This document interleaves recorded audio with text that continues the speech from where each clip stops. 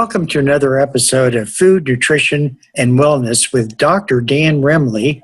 Today he's going to be talking about nutrition and immunity, so stay tuned.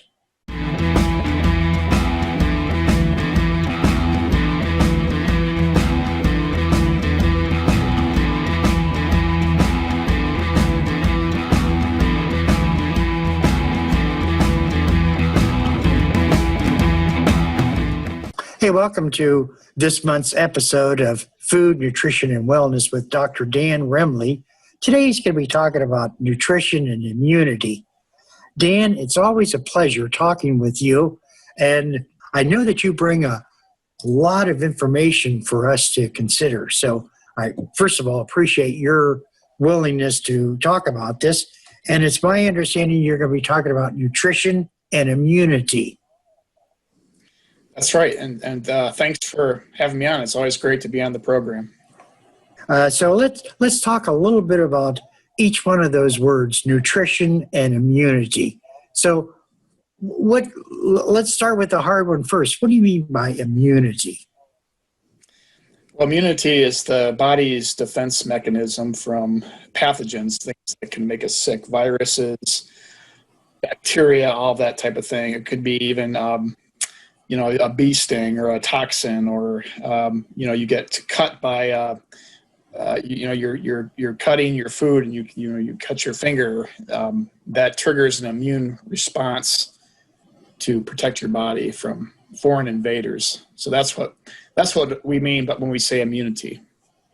And so when you couple that with nutrition, I'm assuming that what you put into your body either helps or does not help your immunity system. Is that correct?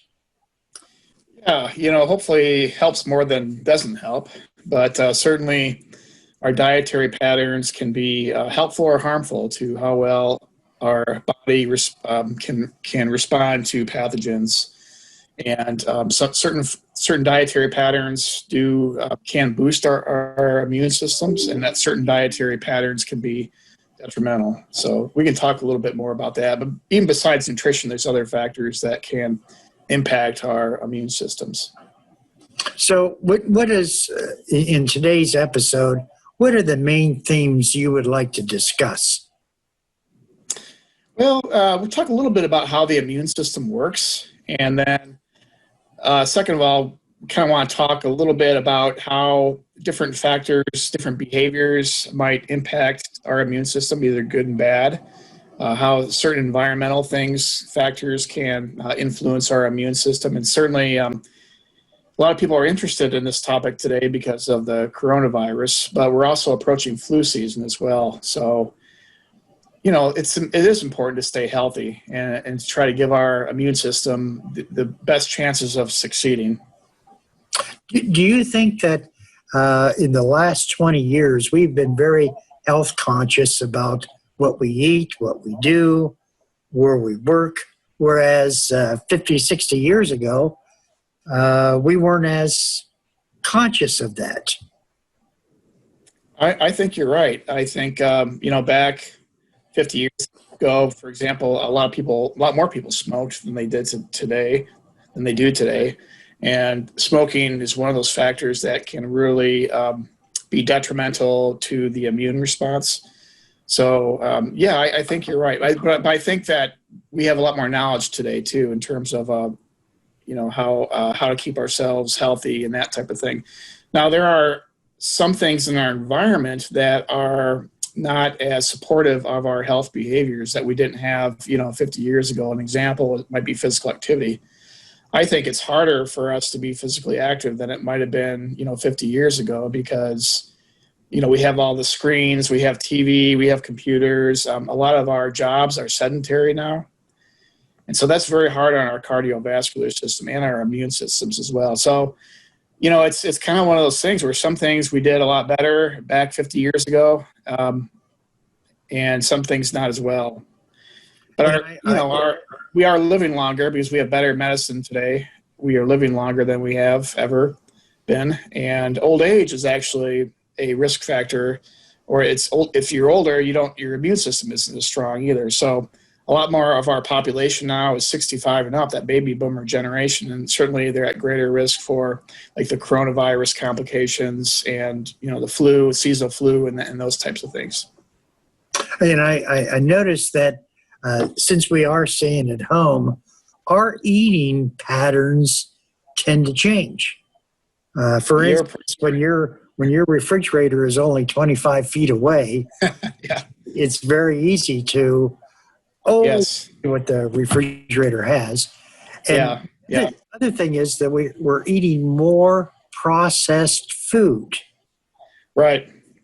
You're absolutely right about that. So you say processed foods that have a lot more sodium, a lot more fat, more sugar, and we innately like those things, right? They help our foods taste better. So, you know, fried chicken is pretty good, right? It tastes pretty good, but it's not as healthy as the grilled.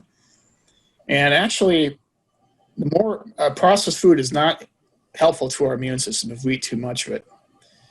We have bacteria in our colon that can actually be helpful to our immune system, but we have to feed the bacteria the right foods. And so if we don't have a lot of fiber in our diets, like if we're not eating enough beans and like whole grains and fruits and vegetables, those bacteria can't thrive. They don't do as well in our guts. And so these helpful bacteria in our colon, it's called our microbiome. It's thousands of bacteria. You know, bacteria, everybody thinks bacteria is bad, but there's good bacteria too. And so a lot of these helpful bacteria actually can be helpful to our immune systems as well. And so they take fiber food, they break it down to substances that are actually used on our immune systems. So it's really important that we have healthy dietary patterns with lots of fruits and vegetables, legumes, whole grains, even healthy lean meats and fish. These foods can be really helpful to our immune systems. A quick question, you know, since you were talking about some of the different foods, one of the things that I really like is fresh vegetables that are uncooked. I enjoy sitting down with radishes and broccoli and cauliflower, cucumbers. Are they more healthy for you than cooking the different vegetables? It kind of depends on the nutrient, but in general, yes. You know, for example, if you boil peas, you know, you're going to lose some of that vitamin C, and vitamin C is one of those nutrients that's helpful to our immune system. So you might lose some of that in the water as opposed to steaming the peas, where you're going to retain some of that vitamin C, which is helpful to the immune system. So it kind of depends on sort of the produce, the product, but in general, you know, as long as you're eating fruits and vegetables, you're going to be getting those vitamins and minerals and phytochemicals that can be helpful to your immune system, whether, you know, these are frozen or canned or fresh. But the important thing is to eat a variety of different fruits and vegetables and beans and things like that, and eat enough. So the dietary recommendations recommends adult men in particular, get about 5.5 cups of fruits and vegetables a day, and that's quite a bit. So if you get that much fruits and vegetables in your diets, you have pretty good dietary habits, and that's helpful to the immune system. So it's not as much as the variety is important. The thing we want to be cautious of is the processed vegetables, right? So potato chips are highly processed vegetables, right? Starchy vegetables. So having a baked potato is probably a better option than eating a bag of potato chips. So the more salt, the more sugar, the more fat you add to foods that you might get out of the garden, that's not as helpful to our immune systems. It adds a lot more calories. And actually, having excess weight is also not as helpful to the immune system too. So the more like fat cells you have in your body, that's detrimental to the immune response. If everybody can lose about 5-10 pounds, you know, that's a good thing. One of the questions I've always had, because I've heard different things. For instance, a raw potato. Should you peel off the skin? Almost any vegetable that's large. Should we be peeling off the skin? Because some studies or some things that I've read said that a lot of the nutrients are in the top layer of the skin. You're right. You're absolutely right about that, especially like vitamin C, a little bit of fiber. You're losing a little bit of fiber that way. So, yeah, there's a lot of vitamins and minerals that are especially helpful to the immune system too, that are found in that skin of the potato and other fruits and vegetables as well. So, And yeah, good what point. about apples? What about apples? Same with apples. The skin actually has a lot of insoluble fiber, which is good for the those bacteria that we talked about in the colon, the microbiome. So yeah, anytime apple a day keeps the virus away. Not necessarily that, but so that's another thing I do want to point out too. There's kind of some I've read some posts on Facebook and social media that suggests that there's not really enough maybe attention paid to nutrition and like the coronavirus. We can't prevent, no matter what we eat and how healthy we are, we can't prevent ourselves from getting infected by the coronavirus or influenza and that type of thing. But if we have good dietary habits and we practice a lot of healthy behaviors, then we give our immune systems the best chance at succeeding. So we don't want to be malnourished. We don't want to be unhealthy. And not have good dietary patterns because we get sick and have symptoms and that type of thing. Yeah, you were mentioning 5.5 cups of fruit and vegetables, fruits and vegetables combined. So it's okay. About 2.5 cups of vegetables and then 2 cups of fruits. So one of the things that I found is instead of actually eating the fruit, sometimes you can go to the grocery store and pick up a bottle of juice. Is that the same? Well, certainly 100% juice does have vitamins, and minerals like vitamin C and some vitamin A and some juices, but we're not getting that fiber. We're getting a lot of sugar too. And so that's not real helpful for a person with diabetes to get that. Unless you have a low blood sugar, then it can be helpful. But, you're going to see a spike in your blood sugar. They're very, juice is very highly concentrated. So 8 ounces is a serving. A diabetic serving of fruit juice is about 4 ounces. So that's like a half of if you think of about a little glass of fruit juice. So there's trade-offs, you know what I mean? It's high calorie, but you are getting some vitamins. Now, it would be better rather than have the orange juice to have the actual orange, because then you're getting some of that juice, and you're also getting the fiber, which is helpful to us. I see. Oh, that makes sense. Going from the fruits and vegetables, many of us are meat eaters. There's nothing greater than having a big fat hamburger from one of the fast food places because it tastes so good. And when they load on lettuce and tomato and different mayonnaise, you're thinking to yourself, along with the bread, you're getting all the nutrition you need. Right, and so meat is we do need meat. We do need protein in our diets, and so meat does have a lot of it has protein, it has iron, especially red meats, which is helpful to our immune system. So those are good things. There are a lot of vitamins and minerals in protein and meat products. So a little bit is okay, but not too much. And so we want to cut back on the fats because the more fatty the meats, the less helpful it is to our colon bacteria, and then you get into cholesterol and all that too, which is helpful. So, kind of limiting the red meats and going with more of the white meats is better. That's a better idea. It's okay to have a little bit, but not a lot. So 3 ounces is about a serving of meat, and that's about, you think about a deck of cards. So that's a typical meat serving. And so, if you order that 12-ounce steak, that's about 4 servings of meat. So we don't need that much. And so it's better to have the smaller serving sizes.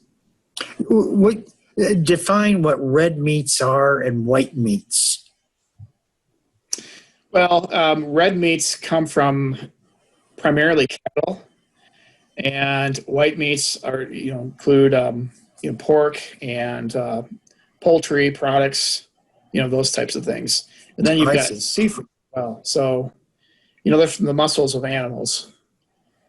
And actually, fish have a lot of healthy fats too, which can be helpful to our immune systems too. So it's important to get, I'm not a big fish eater, but those who have 2 or 3 servings of fish every week, have that additional boost.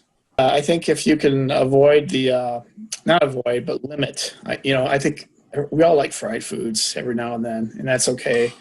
But yeah, no more than probably, once a week. If you really want to, there are healthier choices, right? So yeah, avoiding the fried foods as much as you can, or limiting your fried food choices, and sticking with the grilled, like the grilled fish, the types of fish that aren't battered and, with butter and all that type of thing. Again, it gets back to, there's a lot of healthy oils from fish, so those omega-3s that are really good for our immune systems. But, we can make the healthier choices.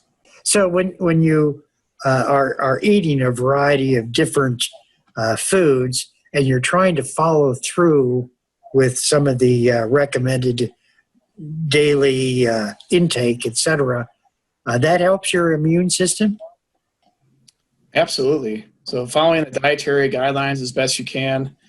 And that includes cutting back on things such as alcoholic beverages. And so the recommendation is 1 serving of alcohol for women per day and 2 servings for men. I've seen some recent studies that suggest that men should only have 1 as well, and even less for women. So alcohol is one of those products that's high calorie, but also it's not real helpful to the microbiome, all the bacteria in our gut as well. So it's important not to binge on alcohol, because that can be really pretty harmful on our immune systems. And probably, I don't know if you're aware of this, alcohol sales are way up in this age of the pandemic. People are very stressed out, and they use it to cope with the stress of isolation, quarantine. Just the stress of holding on to a job. A lot of people are worried about jobs, and actually chronic stress can be really detrimental to the immune system as well. It releases a substance called cortisol, which can actually suppress the immune response. Okay. And if you're very stressful, doesn't the acidity in your stomach create problems? I think I don't really know much about that, so I'd have to do a little bit of research on that. Oh, okay. I'm not the authority. I just don't know very much about what you're asking. I think it's a good question. Okay. And the other question that I have is, many of us love cups of coffee every day. And how does coffee help you with your immune system?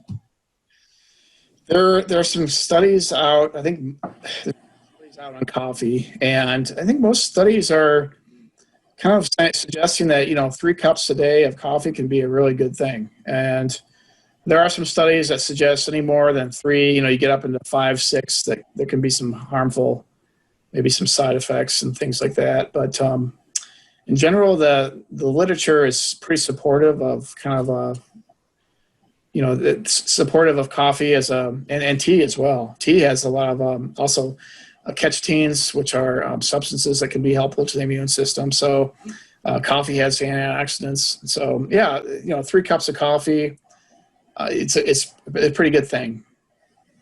Oh, okay. And but when people overdo it, just like what you're saying. Yeah, there's different ways to drink coffee, right? You can order the lattes and the mochas and all those things at Starbucks that they have lots of sugar.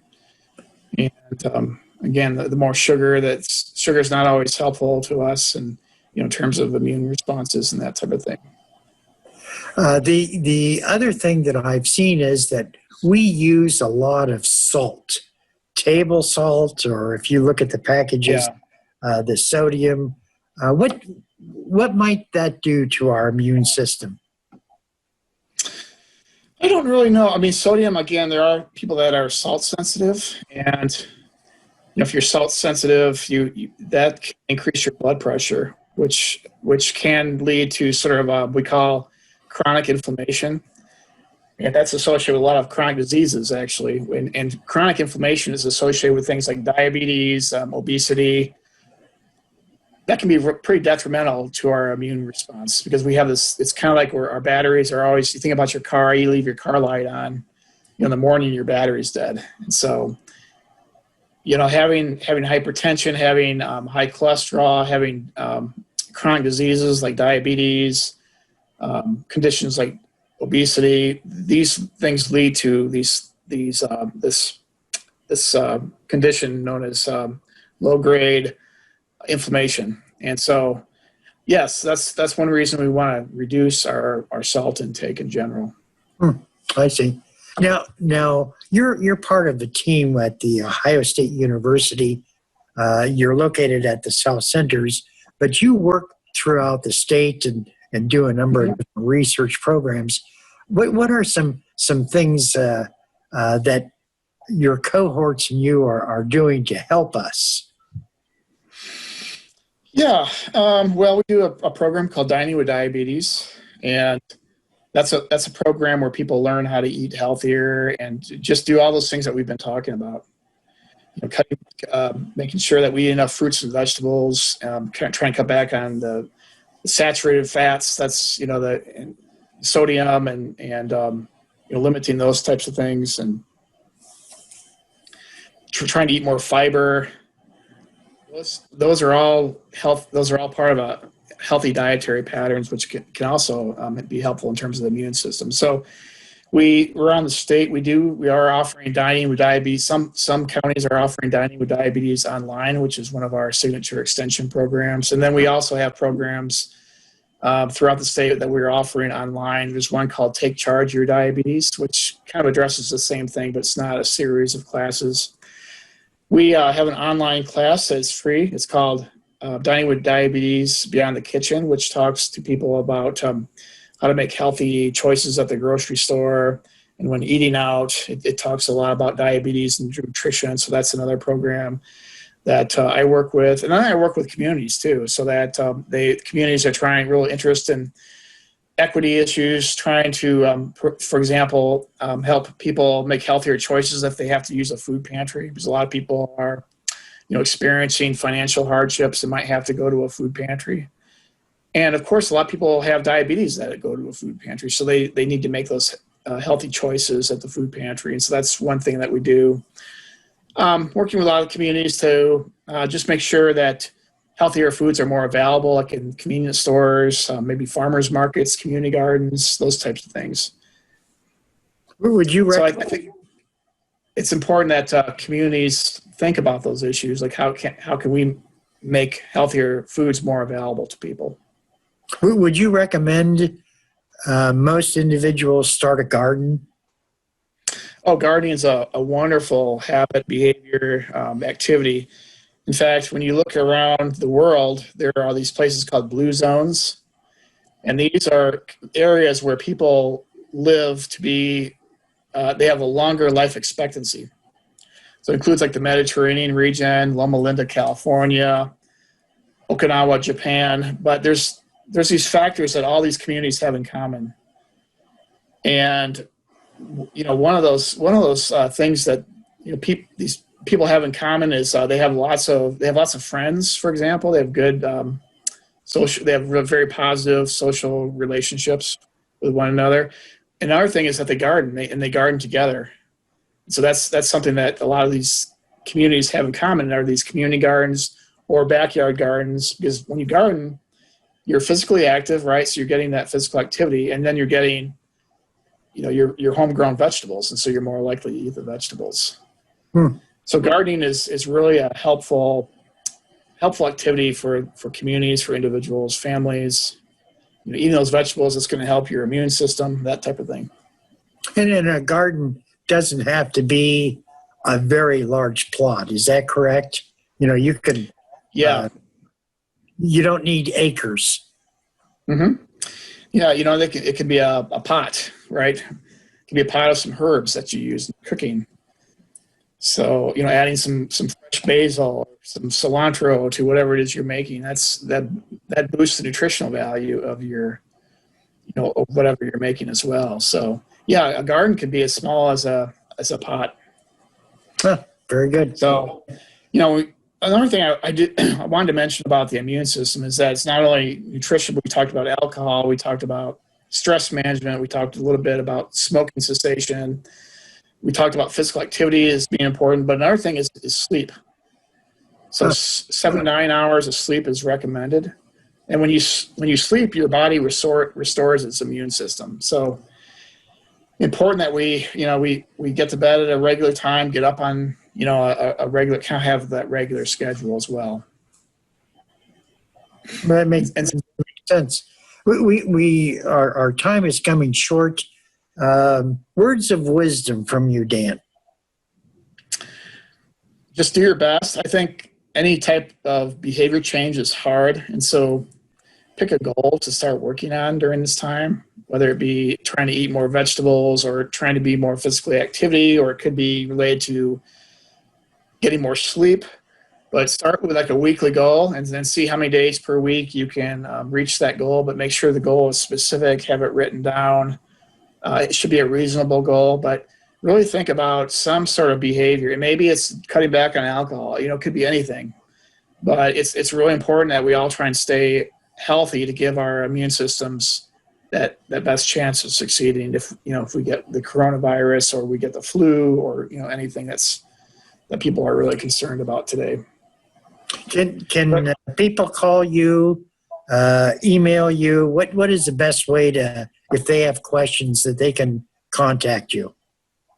Yeah, so my information is it's at the South Centers, OSU South Centers directory, and maybe Sarah can put it up after the show and people can reach out to me. But I'd be happy to talk to anybody that's has an interest in this topic. Okay. All right. Hey, we're talking with Dr. Dan Remley. Food, Nutrition, and Wellness is the program. We have a variety of different programs that Dan has sponsored. So if you go to our OSU South Center's YouTube channel, you'll see many of the different short and long clips that Dr. Dan Remley has provided.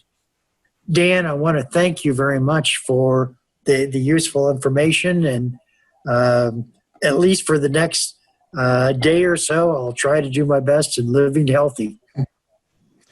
Yeah, I hope everybody stays healthy during these times. These are very hard times. Understand. Thank you, Dan.